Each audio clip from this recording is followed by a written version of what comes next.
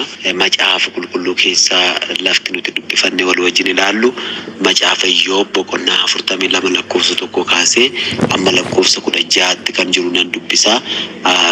Duuba isaa deebinees iddoo tokko tuttuqnee waliin kan laallu ta'a. Kutaa kana keessaa sagalee laphee korra jirudha. Sagaleen kuni nan dubbisa.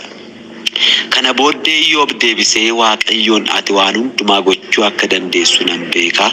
Akeeka kees karaatti kan hambisu hin jiru.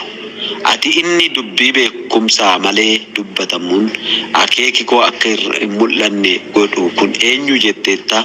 Ani waan ani hubatin dubbadheera. Dubbichi anaaf baay'ee dinqisiisaa waan ta'eefis ani isa hin beekne. Ammas dhaggeeffadhu, ani nan dubbadhaa. Ani sin gaafadhaa, ati sanaaf deebisii jetteetta. Ani waa'ee kee dur gurraan dhaga'eera, amma garuu ati anatti mul'atteetta jedheetu dubbata. Lakkoofsa 6 kaasee kanaafis ani of tuffadhee awwaaraaf daaraa keessa taa'ee yaada garaa koo nan geeddaradha jedhe. Waaqayyo Iyyoobitti dubbachuu erga raawwatee booddee Eliifaaz Teemaanichaan immoo akka garbicha koo Iyyoob waa'ee koo qajeelaa waan hin dubbatiniif dheekkamsi koo si irratti firoota kee lamaan irrattis hin boba'a. Kanaaf amma tuntunoota 7 korbeeyyii hoolaa 7 fudhadhaatii gara garbicha koo Iyyoob dhaqaa.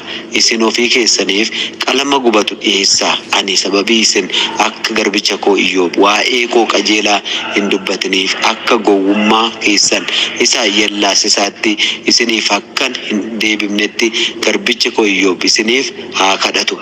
Anis kadhata isaa nan dhaga'a jedhe. Kana irratti Eliifaaz Teemaanichi Bildaad Shuwaa'icha Toovaar Naayimin dhaqanii akkuma Waaqayyo isaanitti dubbate hin godhan. Waaqayyo kana booddee kadhate Iyyoob hin dhaga'e. Iyyoob firoota isaatiif Waaqayyoon erga kadhate booddee Waaqayyo qabeenya isaa iddootti hin deebiseef. Wanti inni qaba tures dachaa 2 ta'utti itti hin dabalameef. Ergasii obboleettonni isaa warri dur isa beekanis hundinuu gara isaa hin dhufan. Mana isaattis buddeena isaa wajjin nyaatanii wanta hamaa Waaqayyo irratti fide ture hundumaaf isaaf gadduu isaanii mul'isanii isa hin jajjabeessan. Adduma addaanis meetii fi amartii warqee hin kennaniif. Waaqayyo bara jireenya Iyyoob isa gara booddee isa gara duraa caalatti in eebbise. Iyyoob hoolota 14,000 gaalota 6,000 qotiyyoo cimdii 1,000 harroota dhaltuu 1,000 in ahore. Akkasumas ilmaan 7 fi intaloota 3 in godhate. Intala isaa ishee duraa Yimimmaa, ishee lammaffaa Qasihaa, ishee sadaffaa immoo Qeereen haphuu jedhee moggaase. Guutummaa biyya sanaa keessatti dubartoonni akka intaloota Iyyoob bareedan hin argamne. Abbaan isaanii immoo obboloota isaanii wajjin dhaala isaaniif hin hire. Kana booddee Iyyoob waggaa 140 jiraatee ijoollee isaatiin hamma dhaloota 4tti in arge. Iyyoob akkasitti dulloomee bara quufee in du'ee jedha. Gooftaadhaaf galanni guddaan haa ta'u. Waaqayyo akka nutti dubbatuuf kadhannu. Gaarummaa kee guddaa, araara kee guddaa, tola kee hundumaaf yaa Waaqayyo Gooftaa si galateeffannaa maqaa Yesuus Kiristoosiin. Galannii fi ulfinni bara baraan teessoo kee irratti siif haa ta'u. Ati gaariidha yaa Waaqayyo Gooftaa. Ati nu gargaarran, ati nu milkeessinaan waan hundumaa keessa darbinee milkoomnee namaarraa ta'uu dandeenya. Kanaaf yaa Waaqayyo Gooftaa ol si qabna, si galateeffannaa. Tola kee hundumaaf, araara kee hundumaaf, gochaa kee hundumaaf maqaa Yesuus Kiristoosiin galanni hin darbine ulfinni guddaan bara baraan siif haa ta'u. Galanni guddaan bara baraan siif haa ta'u. Kabaji guddaan bara baraan siif haa ta'u. Gaarummaa kee guddaaf si galateeffannaa. Araara kee guddaaf si galateeffannaa. Eegumsa kee guddaaf si galateeffannaa. Maqaan kee kan eebbifame haa ta'u. Ulfinni guddaan siif haa ta'u. Kabaji guddaan siif haa ta'u. Waaqayyo waa'ee obboloota koof sin galateeffadha. Waa'ee gaarummaa keef sin galateeffadha. Waa'ee araara keef sin galateeffadha. Yesuus Kiristoos galanni ulfinni ulfinni siif haa ta'u. Maqaa Yesuusin bara baraan galanni siif haa ta'u. Ulfinni guddaan siif haa ta'u. Kabaji guddaan siif haa ta'u. Waaqa guddaa, Waaqa jabaa, si galateeffanna gaarummaa kee hundumaaf. Araara kee hundumaaf, tola kee hundumaaf, maqaa Yesuus Kiristoosin galanni hin darbine ulfinni guddaan siif haa ta'u. Yaa Waaqayyo Gooftaa, amma sagalee kee qulqulluu akka nutti dubbattuun si kadhadha. Gooftaa, dubbii jireenya of keessaa qabu situ qaba.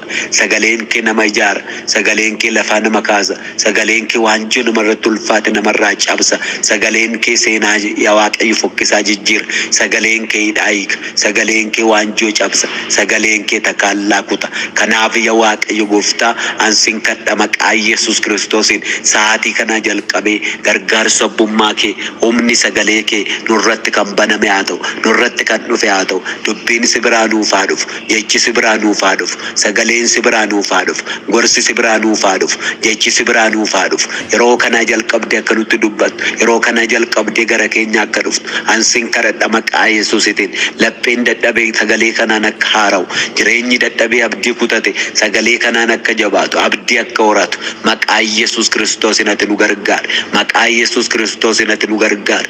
Jireenya keenya irratti karoora qabda, jireenya keenya irratti ajandaa qabda. Si wanti dhibu, si wanti daangessu hin jiru. Wanti hundumtuu siif salphaadha. Waan hundumaa gochuu dandeessa, hidhaa hiikuu dandeessa, waanjoo cabsuu dandeessa, takaallaa kutuu dandeessa. Maqaa Gooftaa Yesuusitiin ammaa jalqabee gargaarsa abbummaa keetii olii si biraa nuuf haa dhufu, olii si biraa nuuf haa dhufu. Yaa Waaqayyo nutti dubbadhu, ulfina kee jidduu keenyatti argame. Wallaansoo diinaa nurraa rukute, xiyya diinaa nurraa cabse, xiyya diinaa nurraa cabse, furguggee diinaa nurraa cabse, ajandaa diinaa nurraa cabse, boloota koorraa cabse, fayyaa isaanii bara isaanirraa cabse, waan isaanii ariitu irraa cabse, waan isaanii lolurraa cabse, akeeka seexanaarraa cabse. Maqaa Yesuusin mo'atanii haa darban, maqaa Yesuusin mo'atanii haa darban. Harki gargaarsa kee olii si biraa isaaniif haa diriiru. Boloota koo gargaari, sagalee kee qulqulluu nutti dubbadhu. Ulfaadhu, anaanis na gargaari.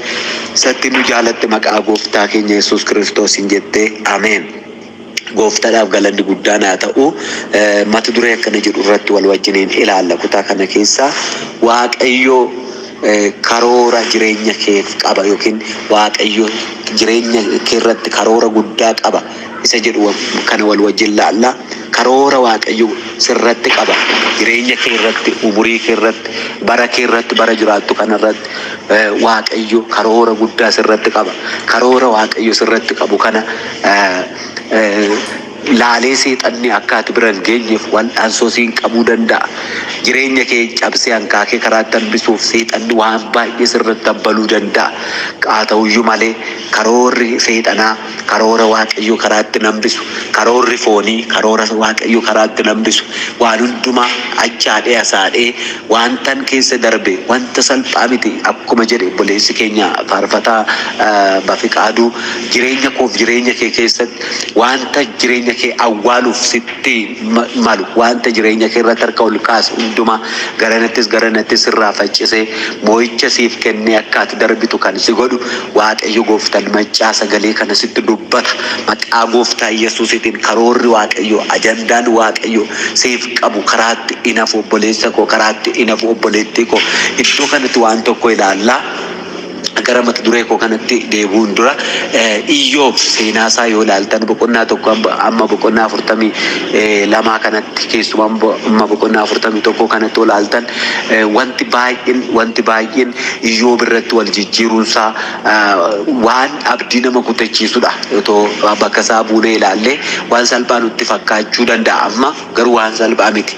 Laala qabeenya ijoollee qaba ture, ijoolleen isaa miidhagoo ijoollee qabu kun tokkollee osoo nafin balaa dingataatiin otoo nyaachisa godhanii iddoo tokkotti walitti qabamanii ta'anii gammadaa otoo jiran iyyuu balaan tokko, bubbeen tokko itti dhufee akka manicha irratti jigsee achumatti akka dhuman argina.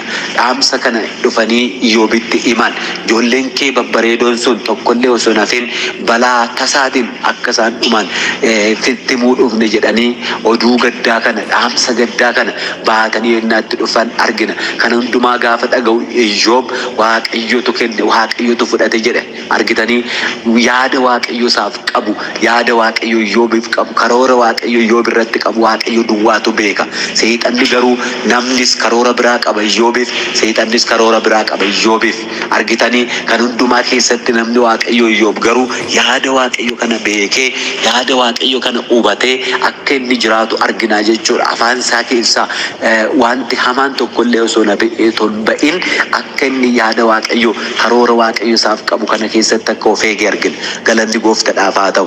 Takka turanii ammas qabeenyatti qabdu jedhaniin ammas dhaamsa lammaffaa fidanii dhufanii itti himan qabeenyatti iddoo biraatti qabdu balaan tasaa itti dhufee tokkollee osoo nafin saawwatti qabdu qotiyyoonatti qabdu harroonnatti qabdu gaangoliinatti qabdu fardeenatti qabdu qotiyyoonatti qabdu saawwatti qabdu yookiin horii qotiyyoo ta'e isa dhaltuu ta'e tokkollee osoo nafin si jalaa duguuggamee dhumaa ta'eera gaafa jedhanitti ammas Iyyoob afaan biraan qabu ture akkana jedhe jecha waaqayyo isaaf kenne. Waaqayyotu kenne waaqayyotu fudhate haa eebbifamu inni qullaa kun gara haadhaa koo keessaa ba'e qullaa koos immoo garasitti deebi'a jedheetu Iyyoob yeroo inni jecha kana of jajjabeessu argina. Amma seexanni karoora jireenya isaa irratti yaada waaqayyo qabu karoora waaqayyo Iyyoob irratti qabu kan karaatti hambisuudhaaf waan baay'ee irratti yaaleyyuu karaan arganne maqaa Gooftaa Yesuus nan jedha arras sirratti yaadi seexanaa hin karoorramee si balleessuuf kan sitti balame sin danda'in karaan argatin sirraa cufeera maqaa Gooftaa Yesuusin yaada seexanaa sirraa cufeera balbala seexanni sitti bane sirraa cufeera ulaa seexanni sitti bane sirraa cufeera jireenya kee irratti seexanni kan karoorrat maqaa Gooftaa Yesuusin karoorri seexanaa karoora waaqayyootiin sirraa kan diigame haa ta'u sagantaan seexanaa sagantaa waaqayyootiin sirraa kan diigame haa ta'u Yesuus bara baraan Gooftaadha. Baay'ee nama dhiba takka ture ammas kanumaan utuma jiru sadaffaa immoo balaa biraa dhanna isaatti qeensa miilatti amma qajjiisa mataatti tokkollee osoo nafin madaadhaan rukutame Iyyoob madaadhaan gaafa rukutamu amma inni alatti gadi ba'u ol deebi'ee inni kaleessa nama biraa oolu nama keessatti oolu nama keessaa manatti ol deebi'ee qiraacidhaan yookiin galiidhaan jechuudha cabaa galiitiin amma dhannasaa ofoo quttama offaaqutti ga'ee jedha macaafni qulqulluun. Mee obboloota koo ilaalaa fooliinsaa amma majaa jettanii yaaddu amma mulfaatas jettanii yaaddu ijoolleedhaa ijoolletti namni darbee immoo qabeenyatti namni darbee immoo bifatti namni qaamaa qaamatti namni argitanii namni waan tokko ni qorame waan tokkotti otoo hafee baheessadha garuu kan sin ajaa'ibu tokkollee osoo nafin badduu baasee qormaata kana keessa akka inni galee argina. Iyyoob argitanii jaarra jireenya koof jireenya keessan keessatti namootni dhaga'aa jirtan al tokko qormaata keessatti liqeeffamtanii wanti baay'een nutti dukkanaa'e wanti baay'een nutti ulfaate jireenya keenya anabdii kutachiisu jiraateyyuu waan hundumaa nu mo'achiisee sagantaa hin jirtan al tokko qormaata keessatti liqeeffamtanii wanti baay'een nutti dukkanaa'e wanti baay'een nutti ulfaate jireenya keenya anabdii kutachiisu jiraateyyuu waan hundumaa nu mo'achiisee sagantaa inni nurratti qabu karoora waaqayyo nurratti qabu eenyumtu karaatti akka nambifne hubachuu danda'utu nurra jiraata beekuu danda'utu nurra jiraata sagantaan waaqayyo sirratti qabu karoorri waaqayyo sirratti qabu karaatti nafu obboleettii koo karaatti nafu obboleessa koo har'a lolamuu dandeessa har'a qoramuu dandeessa wanti baay'een xiyyeeffatti darbachuu danda'a jireenya kee wanti jeequ jiraachuu mala ta'us garuu ati nama waaqayyoo taanan jireenya kee waaqayyotti kenninaan jireenya kee jireenya waaqayyo siif kenne keessatti of eegnaan sagantaa waaqayyo siif qabu karoora waaqayyo siif qabu keessatti of eegnaan sodaa waaqayyo jala jiraannan wanti waaqayyo sirratti karoorse karoorri waaqayyo daangeffame karaatti nafu irraawwatama malee isirratti raawwata malee haleluuyaa dhaggeeffadhaa irraawwata karoorri waaqayyo sirratti irraawwata sagantaan waaqayyo sirratti sagantaan waaqayyo sagantaa seexanaatiin hin diigamu karoorri waaqayyo karoora seexanaatiin karaatti daangeffamee nafu waan hundumaa injifatee galma ga'a malee harri boru miti wanti baay'een nama sitti ulfaate qormaata hamaa keessatti liqeeffamtee kan jirtu dhaggeeffadhu sagalee kanaan jajjabaadhu waaqayyo hunduma gochuu danda'a waaqayyo dukkana ulfaataa jireenya namaarra dabarsuu danda'a Yesuus Kiristoos bara baraan Gooftaadha maqaan waaqayyo bara baraan haa eebbifamu. Laala kan baay'ee nama dhibu jechuudha. Kan baay'ee nama dhibu kun hundumtuu immoo ta'ee ijoollee babbareedduu qabu tokkollee otoo nafin jalaa gaafa dhumtu kana biras darbee immoo saawwi qabeenyi inni qabu tokkollee osoo nafin jalaa gaafa duguugamu kanatti kana bichaa miti dhaanni isaa madaadhaan gaafa rukutamu sadaffaan jechuudha. Arfaffaan immoo qormaata kana kan caalu haati manaa akkas jetteen jechuudha. Haati manaa akkas jetteen maal jetteeni amma ijoollee laallee akka jajjabaanneef ijoolleen nutti namni ijoolleen keenya hin jirtu. Qabeenya laallee akka qabeenyatti namneef qabeenyi keenya duguugameera. Bifa laallee akka bifatti namneef bifti keenyaa qaamni kee madaadhaan rukutameera. Kunoo nuti daaraa keessatti deebinee galiidhanatis daaraa keessa teessee fooqaa jirta. Kanaafiyyuu maaltu sitti hafe waaqni kun maal si godhin kana caala maal si haa godhu kana caala maal sirratti haa hojjetu maal ta'utu si hafe akkamitti waaqa kana arrabsitee hin duutu jettee gaafa isheen jecha sinfinnaa kana Iyyoobitti dubbattu Iyyoob akkas jedhe ati dubartii ogeettii hin taane dubartii ogummaa hin qabaanne maaliif jecha akkanaa dubbatta waaqayyotu bee kenne waaqayyotu bee fudhate waaqayyoorraa waan gaarii akkuma fudhanne waan yaraa sirraa fudhachuun nuuf hin ta'uree kanaafiyyuu maaliif ati jecha sinfinnaa kana dubbatta jedhee dubartii kanatti gaadha manaatti gaafa dubbate argina. Iyyoob karaa takkitti waaqayyotti buune boloota koo waaqayyo nu haa gargaaru waan ulfaataadha kun jechuudha argitanii. Iyyoob waan tokkollee dogoggoree waaqarratti jecha sinfinnaa hin haasofne argitanii har'a qufaadhumtoo nu qabe nuti abdii kutannaa wanti xiqqoon tokko yoo nu qore har'uma kana tana caannee abdii kutannaa cimaa keessa galla.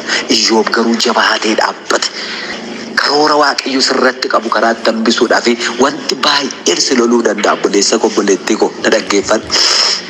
Karoora waaqayyo sirratti qabu sagantaa waaqayyo sirratti qabu karaatti hambisuudhaaf xannisuudhaaf wanti baay'een bu'ee bahuu danda'a. Wanti baay'een kufee ka'uu danda'a.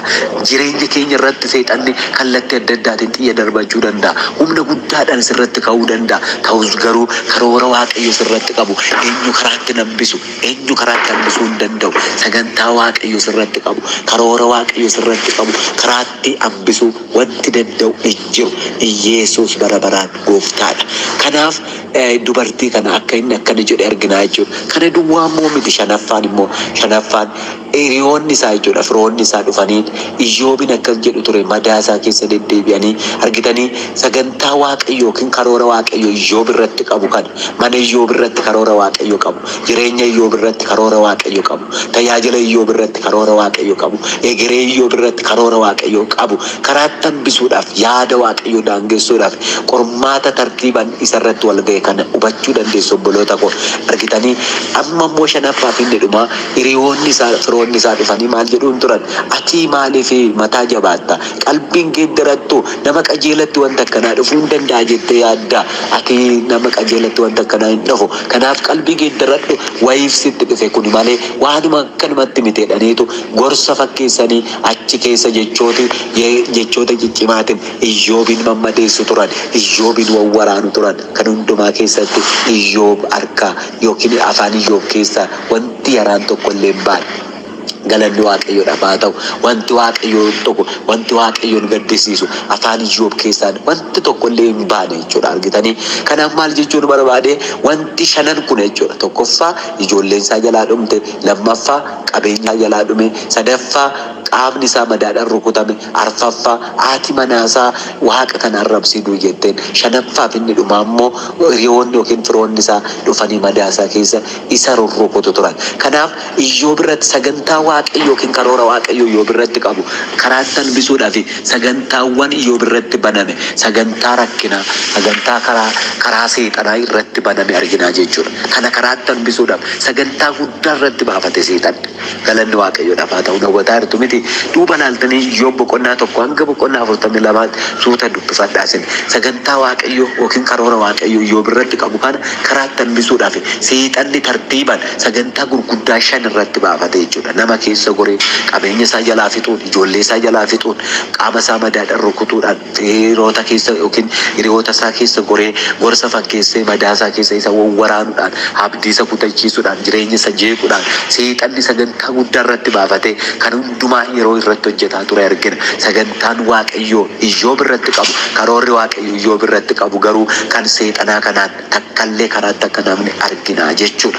Kanaaf yeroo seexanni deddeebi'ee galgalas ganamas Iyyoobin rukutu, Iyyoobin mammadeessu, Iyyoobin boochisu sagantaa akkasii argina jechuudha. Yeroo akkasii boqonnaa akkasii argina. Boqonnaan biraa immoo jechuudha asuma keessatti boqonnaan lammaffaa yerootti immoo sagantaa namaa argina.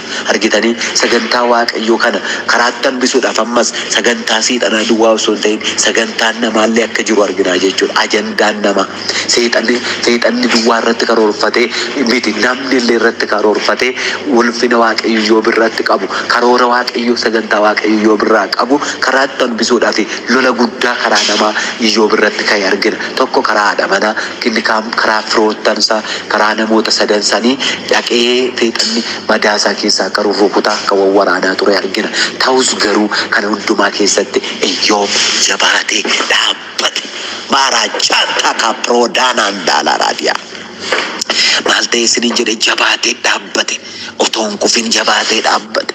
Otoon laafin otoo abdiin kutatin jabaatee dhaabbachuu danda'e Iyyoob. Galanni Waaqayyoodhaaf haa ta'u. Kanaaf gara mata duree koottannaan as dhufu amma immoo karoora Waaqayyo jireenya kee irratti qabu karoora Waaqayyo jireenya kee irratti qabu kan jedhu yookiin Waaqayyo karoora guddaa sirratti qaba mata duree jedhu kana gaafa laallu waa'ee karoora isinitti hima. Argitanii nuti qabeenya Waaqayyooti, dhuunfaa Waaqayyooti. Jireenyi keenya Gooftaadhaaf dhuunfatameera. Jireenyi keenya kan Waaqayyooti, kan namaa miti, kan seexanaa miti. Jireenya keenya irratti kan hojjetu, bara keenya irratti kan hojjetu nama osoo hin ta'in Waaqayyoodha. Seexana osoo hin ta'in Waaqayyoodha. Amma argitanii abbaan qabeenyaa tokko yookiin namni lafa qabu qotee bulaa tokko fakkeenya isinii fudhadha. Fakkeenya salphaa qotee bulaan lafa qabu tokko lafa isaa jechuudha yoo xiqqaate daarii isaa beeka. Argitanii amma tarkaanfii tokko fudhatanii lafa isaa daarii itti darbitanii tarkaanfii tokko darbitanii isiniin lola jechuudha. Maaliif akkamitti akka kanatti natti darbuu dandeessan? Kun kan kooti, anoo qabeenyaa kooti be giriin kaardi irraa hin qaba. Kanaaf iyyuu natti darbuu hin qabdan jedhee isiniin takaraakkaruu danda'a jechuudha. Qabeenya isaati waan ta'eef. Kana duwwaa immoo miti abbaan qabeenyaa kun lafa isaa kanarratti yeroo kamiin sanyii yookiin qamadii yookiin xaafii yookiin gosa midhaan biraa irra facaafadha. Kan jedheetu maasaasaa kana kamirra beeqilli akka ta'u, kamirra garbuun akka ta'u, kamirra qamadiin akka ta'u, kamirra immoo xaafiin akka ta'u kan hundumaa gargar baasetu maasaa qabu san qabeenya isaa sana jechuudha irratti karoorfataa jechuudha. Abbaan lafaa sun kana duwwaa immoo miti dallaatti ijaaretu kunuunsa guddaa godhee in eega yeroo hundumayyuu maasaa isaarraa hin fagaatu. Waggaatti midhaan achirraatii galchatu ija gaarii akka argatuuf karoora irratti karoorsetu seeraan maasaa isaarratti hojjetaa jechuudha. Akkuma kana ati qabeenya Waaqayyooti obboleessa koo. Na dhagaartu miti ati qabeenya Waaqayyooti. Ati qabeenya Waaqayyooti obboleettii koo. Ati qabeenya Waaqayyooti obboleessa koo. Qabeenya Waaqayyoo immoo Waaqayyoo dabarsee ormatti hin laatu. Qabeenya Waaqayyooti waan ta'eef sirratti sagantaa guddaa qaba Waaqayyo. Sirratti karoora guddaa qaba Waaqayyo. Karoorri Waaqayyoo immoo karoora seexanaatiin daangeffamee nafu. Karoorri Waaqayyoo immoo karoora fooniitiin daangeffamee nafu. Haala mo'atee darba malee, injifatee galma ga'a malee, hin daangeffamu, karaatti nafu, hin ittifamu. Galanni guddaan Waaqayyo isa jiraatadhaaf haa ta'u. Kan hundumaa argeetu Iyyoob dhufee jechuudha. Sagantaan namaa yookiin boqonnaa namaa dabarsee boqonnaa seexanaa yookiin sagantaa seexanaa darbee sagantaan namaas darbee dhufee boqonnaa 42tti jecha akkanaa fudhatee Iyyoob ol ka'e. Iyyoob ol ka'e. Maqaa Gooftaa Yesuusiitiin qormaata keessaa amanaatii sagalee kana fudhadha.